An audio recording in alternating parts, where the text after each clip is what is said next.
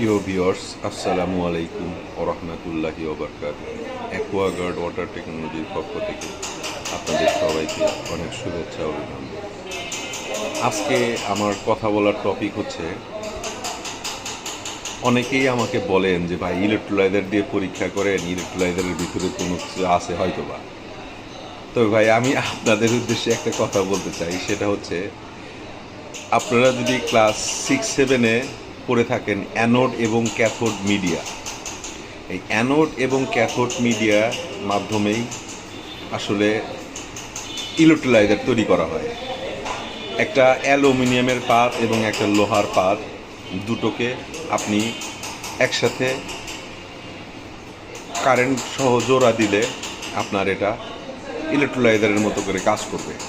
যেমন আমরা একটা জিনিস দেখি যে আমাদের সেলুনগুলোতে পুরনো স্টাইলে আপনার পানি গরম করা হয়, সেটাকে দুইটা ব্লেডের মাঝখানে একটা প্লাস্টিক দিয়ে দুই সাইডে ওরা দুটো তার অ্যাড করে দেয়, এতে পানি কয়েলের মতো হয়ে ব্লেড পানি গরম করে।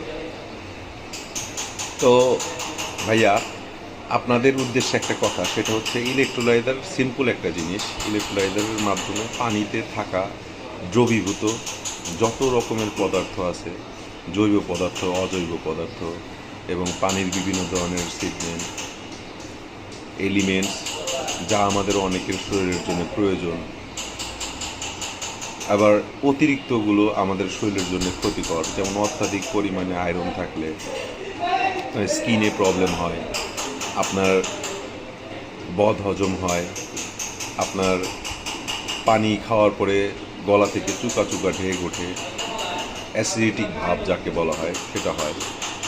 এবং পানিতে থাকে পারদ বা মার্কারি, লেড বা সীসা, কপার বা তামা, সোডিয়াম বা ক্ষার।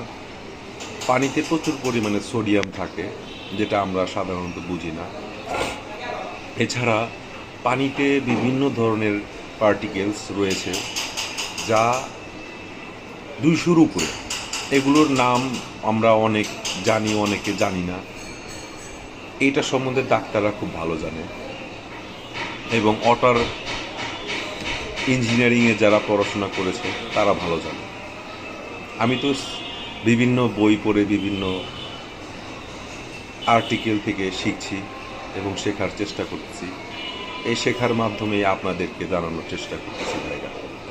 অতএব আপনারা বিশুদ্ধ পানি খাওয়াটা আমাদের জন্য সবচাইতে জরুরি জিনিস।